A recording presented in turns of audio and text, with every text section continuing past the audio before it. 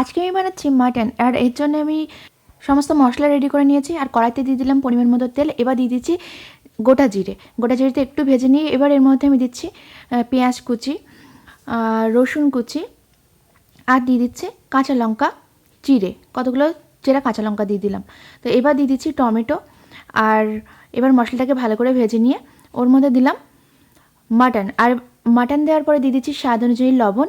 এবার এর সাথে দিয়ে দিচ্ছি পরিমাণ মতো হলুদ গুঁড়ো, দিচ্ছি আমি ধনে গুঁড়ো, জিরে গুঁড়ো আর মরিচ গুঁড়ো। আর এই সঙ্গে দিয়ে দিচ্ছি আমি আদা বাটা। এবার মশলাটা মাংসের সাথে খুব ভালোভাবে মিশিয়ে আমি একটু কষিয়ে নেব। অল্প একটু জল দিয়ে দিলাম যাতে মশলাটা পুড়ে না যায়। আর ভালো করে মাংসটাকে এবার আমি কষিয়ে নিচ্ছি। মাংসটা কষার পরে আমি কিন্তু জল দিয়ে দিয়েছি। এবার জল দিয়ে ঢেকে দিয়ে দিলাম। মোটামুটি 45 মিনিট চাপা দিয়ে কিন্তু আমি সেদ্ধ করে নিয়ে এবার ঢাকনাটা খুলে দিয়েছি। আর শেষে দিয়ে দিলাম গরম মশলা গুঁড়ো। তো আমার মাংসটা রেডি এখন।